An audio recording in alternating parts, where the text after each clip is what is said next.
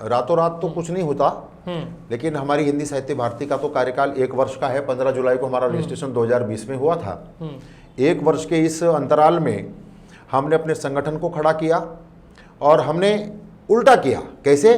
हमने पहले प्रदेश गठित किए। हमारी एक केंद्रीय टीम थी, लेकिन केंद्रीय टीम के वो लोग थे, उनके कोई पद नहीं थे। हमारे केंद्रीय अध्यक्ष डॉक्टर रविंद्र शुक्ल जी और केंद्रीय महामंत्री के रूप में मैं उनके साथ था। बाकी हमारे साथ में 25-30 लोग ऐसे थे जिन्होंने पूरी मेहनत की। हमारी सारी कार्यकारिणियाँ गठित हुई। उसके बाद में अभी कल हमने पूरे देश में एक साथ सारी प्रदेश की राजधानियों में, बड़े नगरों में, महानगरों में, सब में हमारी केंद्रीय कार्यकारिणी, जिसको हम अंतर्राष्ट्रीय कार्यकारिणी भी कहते हैं क्योंकि हमारा संगठन जो है वो अंतर्राष्ट्रीय संगठन है, और हमारी विदेश कार्यकारिणी, उन दोनों का हमने किया।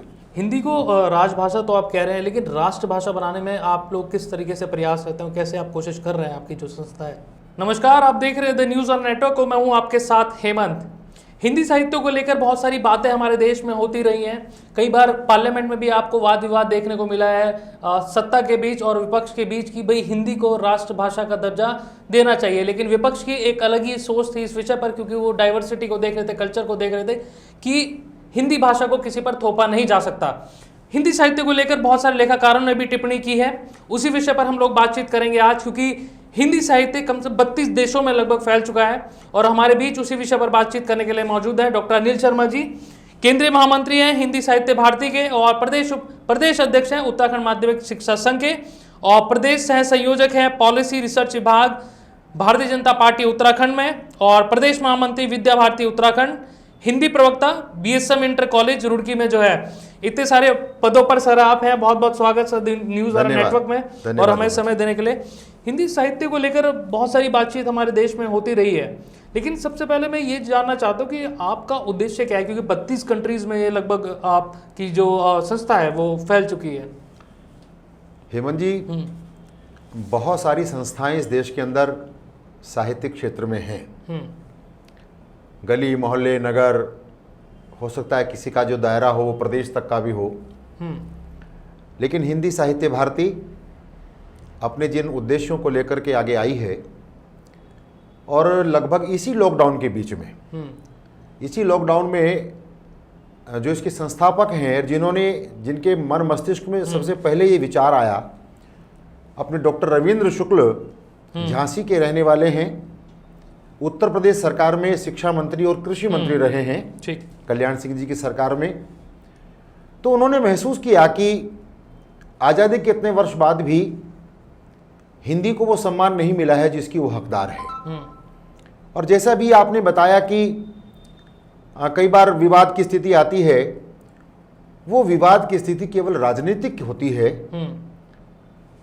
मैंने खुद भी अनुभव किया है, और मैं भी आपको बताऊंगा हिंदी साहित्य भारती जो हमारी संस्था है उसके विस्तार को लेकर के। दक्षिण भारत में भी अब हिंदी को बोलने वाले, समझने वाले संख्या बहुत बड़ी हो गई है। अपनी हिंदी साहित्य भारती की तमिलनाडु में, कर्नाटक में, आंध्रा में, तेलंगाना में, इन सारे प्रदेशों में, अपनी वहाँ महाराष्ट्र में इकाइयाँ खड़ी हैं। और वहाँ के जो निवासी हैं, जो हिंदीतर भाषी जो लोग वहाँ के हैं, उनकी तमिल हो सकती है, कन्नड़ हो सकती है, मलयालम हो सकती है, तेलुगु हो सकती है, लेकिन वो सारे वहाँ के जो निवासी हैं वो हिंदी को इतना प्रेम करते हैं। लगातार वहाँ कार्यक्रम हो रहे हैं, लगातार वहाँ हिंदी विषयों को लेकर के संगोष्ठियाँ होती हैं। और आपको अच्छा लगेगा सुन करके कि हमारी कर्नाटक की एक कार्यकर्ता ने ये कहा कि हमको अहिंदी भाषी मत कहिए, हिंदी तर कह सकते हैं कि भाई हिंदी के अलावा जो दूसरे प्रदेश है जहाँ की मातृभाषा हिंदी नहीं है, लेकिन उन्होंने कहा कि हमको बहुत बुरा लगता है जब हमको कहा जाता है अहिंदी भाषी क्षेत्र। हिंदी से इतना प्रेम वो लोग करते हैं। तो ये जो विरोध की बात है केवल राजनीतिक विरोध है। आज तमिलनाडु में हिंदी साहित्य भारती हमारी संस्था भी और अन्य संस्थाएं भी हिंदी के लिए काफ़ी कुछ काम कर रही हैं। तो जब मैं कह रहा था कि हिंदी साहित्य भारती हिंदी के विकास के लिए, हिंदी के सम्मान के लिए, हिंदी साहित्य को, ऐसा साहित्य जो समाज को, जो देश को गति देता है, क्योंकि साहित्य का मतलब ही है जिसमें सहित का भाव हो, जिसमें लोक कल्याण की भावना हो, जिसमें समाज और राष्ट्र के कल्याण की भावना हो, उसको लेकर के साहित्य रचा जाता है। लेकिन दुर्भाग्य है हेमंत जी, इस बीच में ऐसा भी साहित्य रचा गया है जिसकी पंक्ति देखो, आप कबीर जी के दोहे अनपढ़ व्यक्ति भी गुनगुनाता है, सूरदास के पद गुनगुनाता है, लेकिन ऐसे साहित्यकार इस देश के अंदर आए जिनकी 2 पंक्तियां किसी को याद नहीं है, लेकिन अगर पुरस्कार मिल रहे, अकादमी पुरस्कार भी उनको मिल रहे हैं, उनकी रचनाएं पाठ्यक्रम में सम्मिलित हो रही हैं, वही हिंदी भाषा संस्थान में और वही साहित्य अकादमियों में चेयरमैन और निदेशक बन रहे हैं। ये देश का दुर्भाग्य था, लेकिन समय बदल रहा है। आज राष्ट्रवादी सोच के, आज ऐसे सोच के व्यक्ति आगे आ रहे हैं। मैं ये जानना चाहता हूँ, इस पर भी हम लोग जाएंगे कि बहुत सारे साहित्यकार हुए हैं,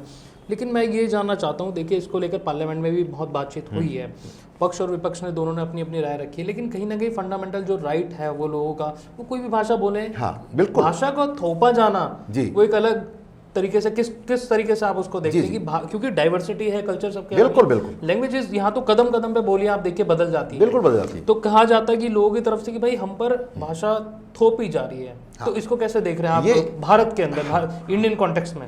इस बीच भी जो हमारा अपना अनुभव हुआ है, तो ये जो थोपे जाने वाला जो डायलॉग है, जो ये लोग बोलते हैं, निश्चित रूप से वो केवल राजनीतिक है। कोई भाषा थोपी नहीं जा सकती। हिंदी आज भारत की ही नहीं, विश्व की सर्वाधिक बोली जाने वाली भाषा समझेगा आप। अभी हालांकि चाइनीज उसमें आ रखी है, लेकिन आंकड़े इकट्ठे किए जा रहे हैं। हमारे प्रदेश के अध्यक्ष जयंती प्रसाद नौटियाल जी ने पूरा रिसर्च किया है, दूतावासों से आंकड़े मंगाए हैं, और उसमें सिद्ध हो चुका है कि आज पूरे विश्व में सबसे ज्यादा बोले जाने वाली भाषा हिंदी है। हमारे देश में तो है ही। तो मैं अब जो दक्षिण भारतीय क्षेत्र है, वहां जब थोपने की बात करते हैं, हम कहते हैं कि जो अपनी मातृभाषा है उसमें विकास होना चाहिए। और हिंदी साहित्य भारतीय का भी एक उद्देश्य था, अन्य उद्देश्यों के साथ, कि जो प्राथमिक शिक्षा है उसका शिक्षण माध्यम क्या हो, मातृभाषा हो। और वो नई शिक्षा नीति में भारत सरकार ने मान भी लिया है कि 5वीं तक की जो कक्षा का शिक्षण है वो मातृभाषा में होना, तमिल में, तेलुगु में, कन्नड़ में, उड़िया में, उनमें होना चाहिए।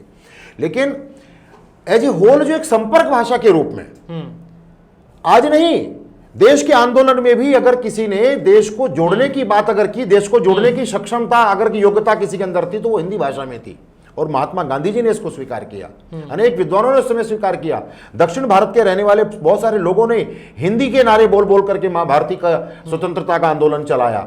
तो वो कहीं थोपे जाने का कोई प्रश्न ही नहीं है। लेकिन पूरे देश को जोड़ने के लिए आज अगर कोई भाषा हो सकती है तो वो केवल हिंदी हो सकती है। अब केंद्र में महामंत्री हैं, लेकिन हमें ये बताइए, केंद्र की बहुत सारी यूनिवर्सिटीज हैं जिसमें दक्षिण भारत के बहुत सारे स्टूडेंट पढ़ने के लिए आते हैं। मैं दिल्ली के संस्थान की बात कर रहा हूँ, जेएनयू की बात कर रहा हूँ, तो कई बार वहाँ के स्टूडेंट भी बहुत ज़्यादा क्रिटिसाइज कर देते हैं कि हिंदी को लेकर, कि हिंदी कई बार थोपी जाती है। तो उसको कैसे देखते हैं आप संस्थानों में जो बच्चे पढ़ने के लिए? देखिए हेमंत जी, दुर्भाग्य है कि आज हमारे देश के अंदर एक ऐसा वातावरण कुछ लोग बनाने की कोशिश कर रहे थे, अब तो उनके मंसूबों पर पानी पड़ गया है जी। नाम कन्हैया है और वो कहते हैं कि टुकड़े होंगे इंशाअल्लाह, भारत तेरे टुकड़े होंगे। वो खैर ऐसे लोग अलग कॉन्टेक्स्ट में हम लोग जा रहे हैं, क्योंकि वो बिहार से बिलोंग करते हैं। मैं दक्षिण भारत के जो स्टूडेंट वहां पर आते हैं पढ़ने के लिए, वो कई बार हिंदी भाषा को लेकर हमारा कहना ये है कि भाषा कितनी भी हो उनको सीखना चाहिए। हमारे उत्तर भारत के ऐसे बहुत सारे लोग हैं जो आज वहां जाकर के दक्षिण भारतीय भाषा सीख रहे हैं। दक्षिण भारत के लोग आज उत्तर भारत की भाषा सीख रहे हैं। और एक मैं बहुत बड़ा नाम बताता हूं, दक्षिण भारत के एक बहुत बड़े कवि हुए हैं तमिलनाडु के, सुब्रमण्यम भारती, जिनको वहां भरतियार कहते हैं। सुब्रमण्यम भारती जी बनारस आए, वो तमिल भाषी थे, लेकिन बनारस आए, उन्होंने संस्कृत सीखा, उन्होंने हिंदी सीखी, और उनकी रचनाएं सभी भाषाओं में हैं। उन्होंने देश को जोड़ने की कोशिश की, उनको देश निकाला दिया गया, लेकिन उन्होंने हिंदी को भी कहा कि हिंदी हमारी ऐसी भाषा है कि जो राष्ट्रभाषा बन सकती है। तो ये सब वातावरण जो बनाने का प्रयास किया था, ऐसी यूनिवर्सिटीज में अगर कहीं कोई विरोध की बात आती है तो वो केवल ऐसे लोग जिन्होंने इस देश के वातावरण को कलुषित किया है, इस देश में जहर घोलने का प्रयास किया है, उन लोगों का कोई उद्देश्य नहीं है। वो लोग क्या करते हैं कि केवल लोगों को भिड़ाना होता है। लेकिन माँ भारती की जब अस्मिता की बात आती है, माँ भारती के सम्मान की जब बात आती है, तो वो कहीं ना कहीं, मुझे कहने में कोई संकोच नहीं है कि ऐसे लोग वो व्यवस्था में शामिल हुए, उन्होंने वही किया कि उनकी रचनाएं पाठ्यक्रम में सम्मिलित, सारे पुरस्कार उनको मिले, सब कुछ हुआ। लेकिन आप देखिएगा कि जब उन्होंने देश में असहिष्णुता की बात की कि साहब इस देश में ये हो रहा है, ऐसा हो रहा है, वो सब उनका ड्रामा था और आज वो सब बेनकाब हो चुके हैं। अच्छा डॉक्टर साहब, मैं ये जानना चाहता हूँ, हिंदी के बारे में आपने जिक्र किया, हिंदी को राजभाषा तो आप कह रहे हैं, लेकिन राष्ट्रभाषा बनाने में आप लोग किस तरीके से प्रयास करते हैं, कैसे आप कोशिश कर रहे हैं, आपकी जो संस्था है? देखिए, हिंदी साहित्य भारती का प्रमुख लक्ष्य है, जैसे मैंने पहले बताया, वो ये है कि हिंदी को हम राष्ट्र भाषा का संवैधानिक जो उसको एक दर्जा है उसको दिलाएंगे। राष्ट्रभाषा के रूप में तो वो हर मतलब मन मन में जन जन की भाषा है, लेकिन एक संवैधानिक दर्जा मिले उसके लिए हमने अपना बड़ा महत्वपूर्ण कार्यक्रम हमने शुरू किया है पत्र लेखन का। और उसके माध्यम से हमारे पत्र लेखन की हमारी संयोजिका हैं डॉक्टर कविता भट्ट जी, उत्तराखंड की ही वो प्रदेश महामंत्री हैं, श्रीनगर विश्वविद्यालय में हैं, हेमवती नंदन बहुगुणा विश्वविद्यालय में। तो वो पत्र के माध्यम से माननीय राष्ट्रपति के नाम हम एक अपना अभियान चला रहे हैं, वो ऑनलाइन भी है ऑफलाइन भी है। और उसमें हम महामहिम राष्ट्रपति के नाम ये निवेदन कर रहे हैं कि हिंदी को राष्ट्रभाषा का संवैधानिक दर्जा दें। दूसरा, जो संविधान की प्रस्तावना है उसमें लिखा है इंडिया दैट इज भारत, तो भारत को ये स्पष्ट करने की आवश्यकता नहीं कि इंडिया लिख करके फिर कहा जाएगा कि दैट इज भारत, वो भारत पर्याप्त है, वहां से इंडिया शब्द हटाया जाए। और ऐसे संवैधानिक उसमें कहीं अगर इंडिया इस तरह का है तो वहां पर भारत शब्द ही प्रयुक्त किया जाए, इंडिया की प्रयुक्त करने की आवश्यकता नहीं है। इसको एक पत्र के माध्यम से जब सामान्य थोड़ा समय होगा तो ये सारे पत्रों को इकट्ठा करके एक बग्घी में लेकर के और हम महामहिम राष्ट्रपति जी के पास जाकर के उन सब पत्रों को सौंपेंगे। इसके माध्यम से पूरे देश में ही नहीं, विदेश में भी जो हमारे लोग हैं वहां भी अलग जगी हुई है, सब लोग इसके लिए लगे हुए हैं। और अभी कल भी हमने सब आह्वान किया है, तो इसके माध्यम से ये जो पत्र लेखन का हमारा कार्य है, इससे जनजागरण का हम काम कर रहे हैं। बीजेपी में भी है, प्रदेश संयोजक है पॉलिसी रिसर्च विभाग में। और तो पिछले 7 सालों में कितना बदलाव आप देखते हैं हिंदी को लेकर कि सरकार ने कितना काम किया है? क्योंकि हम बहुत सारे स्टेट्स में हिंदी और संस्कृत दोनों को हम लोग देख रहे हैं, उत्तराखंड की भी हम बात करें, लेकिन उस तरह का काम ना संस्कृत पे हुआ है ना हिंदी पे हुआ है। आप उसको किस तरीके से देखते हैं पिछले 7 सालों में? पिछले 7 वर्षों में निश्चित रूप से जो सरकार है और जो सरकार का नेतृत्व है उनके मन में हिंदी को लेकर, संस्कृत को लेकर और अन्य भारतीय भाषाओं को भी लेकर के उनको सबके विकास की बात का मन में है। और हिंदी के लिए निश्चित रूप से ये चीज सिद्ध भी हो चुकी है। आज राजनीतिक क्षेत्र में मुझे बड़ी खुशी हुई कि जब अभी परसों तरसों जब मंत्रियों का शपथ ग्रहण समारोह था तो उसमें दक्षिण भारतीय प्रदेशों के मंत्रियों ने हिंदी में शपथ लिए, तो मुझे अच्छा लगा। और ये जो एक भ्रामक वातावरण तैयार करने का प्रयास किया जाता रहा है, 7 वर्षों में बहुत कुछ आगे हम बढ़े हैं और धीरे धीरे एक मानसिकता तैयार की जाएगी। मातृभाषा का सम्मान होगा, तमिल का पहले सम्मान हो, तेलुगु का पहले सम्मान हो, लेकिन संपर्क भाषा के रूप में आज उत्तर प्रदेश को, आज उत्तराखंड को, आज चेन्नई से जोड़ने के लिए, आज हैदराबाद से जोड़ने के लिए, आज बेंगलोर से जोड़ने के लिए हिंदी सर्वाधिक सरल भाषा हमारे लिए है। और उस तरफ हमारे संगठन भी, हिंदी साहित्य भारती भी काम कर रही है और हमने उस सेतु को बनाया है। आज जितने हमारे हिंदी साहित्य भारती से लोग जुड़े हैं, लगातार कार्यक्रम हो रहे हैं, तो वो मिलकर के प्रयास कर रहे हैं। और वहां के वातावरण को उनका कहना है स्पष्ट कि विरोध अगर है तो राजनीतिक है, नहीं तो कहीं कोई विरोध नहीं है। मैं ये भी आपसे जानना चाहता हूँ कि 32 देशों में ये आप जो है हिंदी साहित्य को लेकर बहुत सारी बातचीत होती है, आप भी 32 देशों में लगभग फैल चुका है हिंदी साहित्य, लेकिन अपने देश में दक्षिण भारत के जो राज्य हैं, अगर आप प्रदेश की उनकी बात करें और जिलों की बात करें तो वहां तक शायद नहीं पहुंच पाया। देखिए, तो क्या कमियां आप देखते हैं कि क्या कमी वो रही है कि वहां तक नहीं पहुंच पाया, 32 देशों तक पहुंच गया? हेमंत जी, रातों रात तो कुछ नहीं होता, लेकिन हमारी हिंदी साहित्य भारती का तो कार्यकाल 1 वर्ष का है। 15 जुलाई को हमारा रजिस्ट्रेशन 2020 में हुआ था। 1 वर्ष के इस अंतराल में हमने अपने संगठन को खड़ा किया और हमने उल्टा किया। कैसे? हमने पहले प्रदेश गठित किए, हमारी एक केंद्रीय टीम थी, लेकिन केंद्रीय टीम के वो लोग थे, उनके कोई पद नहीं थे। हमारे केंद्रीय अध्यक्ष डॉक्टर रविंद्र शुक्ल जी और केंद्रीय महामंत्री के रूप में मैं उनके साथ था। बाकी हमारे साथ में 25-30 लोग ऐसे थे जिन्होंने पूरी मेहनत की। हमारी सारी कार्यकारिणियां गठित हुई। उसके बाद में अभी कल हमने पूरे देश में एक साथ सारी प्रदेश की राजधानियों में, बड़े नगरों में, महानगरों में, सब में हमारी केंद्रीय कार्यकारिणी, जिसको हम अंतर्राष्ट्रीय कार्यकारिणी भी कहते हैं क्योंकि हमारा संगठन जो है वो अंतर्राष्ट्रीय संगठन है, और हमारी विदेश कार्यकारिणी, उन दोनों का हमने किया। तो उस स्थिति में मैं ये कहना चाहता हूं कि जो अब वातावरण धीरे धीरे बदल रहा है। अब राजनीतिक लोग जो उनको अपना मुद्दा बनाते थे, राजनीतिक रोटियां सेकते थे दक्षिण भारत में भी, वो भी कहीं अब अलग थलग पड़ रहे हैं, वो इस चीज को समझने लगे हैं। और जहां तक विदेश की बात है, आपने कहा कि 32 देशों में हिंदी साहित्य भारती खड़ी हो चुकी है, उसके पीछे भी देखिए हमारे वहाँ प्रवासी लोग हैं, वो भी हिंदी को बहुत सम्मान करते हैं और उस रूप में चाहते हैं, भले ही वो 7 समंदर पार वहाँ रह रहे हों, लेकिन उनकी इच्छा होती है कि भारत के अंदर हिंदी को सम्मान मिले, राष्ट्रभाषा का संवैधानिक दर्जा मिले।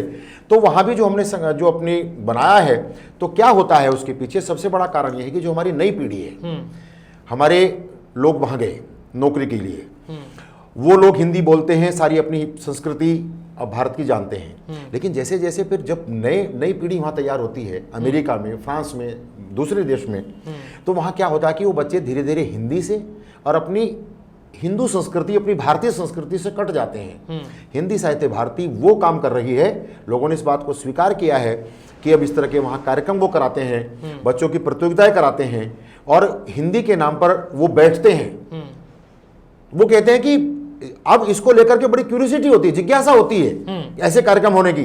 तो वहां, और केवल भारतीय प्रवासी नहीं, आपको ताज्जुब होगा, जापान में, इजराइल में, उज्बेकिस्तान में, रूस में, अमेरिका में, कनाडा में, वहां के रहने वाले जो ओरिजिनल, जो वहां के मूल निवासी हैं, जो जिनकी भाषा हिंदी नहीं है, लेकिन वो आज हिंदी सीख रहे हैं। आज अंतर्राष्ट्रीय स्तर पर 150 विश्वविद्यालयों में हिंदी का पठन पाठन हो रहा है, हिंदी में शोध हो रहे हैं, और वो कहीं ना कहीं रोजगार के रूप में उनके सामने आ रही है, अनुवादक के रूप में वो सामने उनके आ रही है। तो बाहर भी हिंदी साहित्य भारती के संगठन को विस्तार करने का जो लक्ष्य है, एक तो ये है कि हमारी जो वहाँ की जो पीढ़ी है, मूल निवासी भारत के हैं, उनके संस्कार, उनके हिंदी के प्रति प्रेम बना रहे। डॉक्टर साहब, हम आपसे जानना चाहते हैं, जो हिंदी साहित्य भारती के जो संस्थापक हैं डॉक्टर रविंद्र शुक्ल जी, क्या सोच के साथ इन्होंने इस संगठन की शुरुआत की है? क्या सोच रही होगी हिंदी को लेकर? बहुत अच्छा प्रश्न आपने पूछा है हेमंत जी। डॉक्टर रविंद्र शुक्ल जी वो व्यक्ति हैं, वो व्यक्तित्व हैं कि जो, जैसे मैंने पहले परिचय में बताया था कि वो उत्तर प्रदेश सरकार में कृषि मंत्री और शिक्षा मंत्री रहे हैं। एक दफ़ा ऐसा हुआ कि उन्होंने विद्यालयों की जो प्रार्थनाएं होती हैं, प्रार्थना सभा होती है, उसमें वंदे मातरम को अनिवार्य किया, जो हमारा राष्ट्रगीत है। वो निर्णय आ गया, लेकिन उसके बाद में आप जानते हैं कि राजनीतिक दबाव बहुत तरह से इधर उधर से आते हैं। मुख्यमंत्री जी ने डॉक्टर रविंद्र शुक्ल जी से कहा कि हमें ये आदेश शिथिल करना पड़ेगा, वापस लेना पड़ेगा। लेकिन डॉक्टर रविंद्र शुक्ल ने कहा कि वंदे मातरम का जो आदेश मेरी कलम से निकला है, मैं उसको वापस नहीं ले सकता, मंत्री पद छोड़ सकता हूं।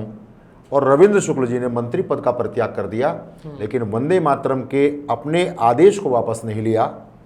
वो ऐसे साहित्यकार हैं, राजनीति के साथ में साहित्य का भी एक अद्भुत समन्वय उन्होंने बनाया है। बहुत सारी पुस्तकों की रचना की है, और एक उनका महाकाव्य तो विश्व प्रसिद्ध हो चुका है, शत्रुघ्न चरित।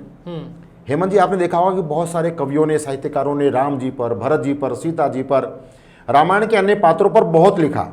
लेकिन शत्रुघ्न एक ऐसा पात्र है जो उपेक्षित सा लगता है, जिसकी चर्चा कम होती है, लेकिन पूरा महाकाव्य शत्रुघ्न पर लिख दिया। इतना बड़ा, वास्तव में वो उनकी साधना है, और उस पर हम कार्यक्रम भी कर चुके, उसकी समीक्षा कर चुके हैं। बहुत सुंदर महाकाव्य वो है।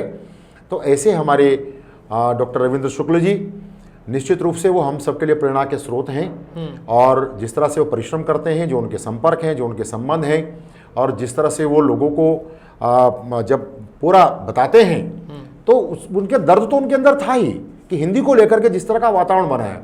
मैंने कहा कि बहुत सारी संस्थाएं हैं, लेकिन वो केवल काव्य गोष्ठियों तक सीमित रह जाती हैं। हम क्या करते हैं, कोई साहित्यिक संस्था बनी, साहब वो हफ्ते में 10 दिन में बैठ लिए, 4 कविताएं पढ़ ली, कार्यक्रम खत्म हो गया। लेकिन हमारा जो लक्ष्य है वो इस देश के साहित्यिक वातावरण को बदलना, उस प्रदूषण को समाप्त करना, और वो सोच कहीं ना कहीं शुक्ल जी के अंदर थी, और उसको लेकर के ही उन्होंने जो सपना संजोया है, ये संस्था खड़ी की है। अभी केवल 1 वर्ष हुआ है। निश्चित रूप से उनके नेतृत्व में हम इस संकल्प को लेकर के आगे बढ़ेंगे। डॉक्टर साहब, इतना समय कैसे आप निकाल पाते हैं, अपने लिए कभी समय निकाल पाते हैं? आप इतने सारे दायित्व आपके पास है, केंद्रीय महामंत्री आप हैं, प्रदेश अध्यक्ष उत्तराखंड माध्यमिक शिक्षा संघ के आप हैं, प्रदेश सह संयोजक हैं भारतीय जनता पार्टी, पॉलिटिक्स में आप हैं, पॉलिसी रिसर्च विभाग में भी आप काम कर रहे हैं, और प्रदेश मंत्री भी हैं विद्या भारती उत्तराखंड के, और हिंदी प्रवक्ता भी हैं बीएसएम इंटर कॉलेज के। तो इतने सारे काम होने के बावजूद अपने लिए समय निकालते हैं? सबसे पहले तो हमें इसके बारे में बताइए, और फिर अपने बारे में बताइए कि समय निकाल पाते हैं आप? देखिए हेमंत जी, मुझे काम करने में आनंद आता है। व्यस्तता में ही मैं अपने आनंद को महसूस करता हूँ। मैं खाली बैठ ही नहीं सकता, ये मेरी प्रकृति है। लेकिन जहाँ तक मेरे सारे कार्य भी हैं, वो कहीं ना कहीं एक दूसरे से संलग्न हैं। और उन कार्यों की प्रकृति भी समान है।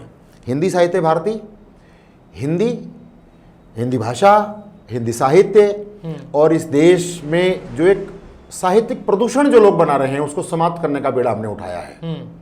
लोग कहते हैं कि साहित्य समाज का दर्पण है।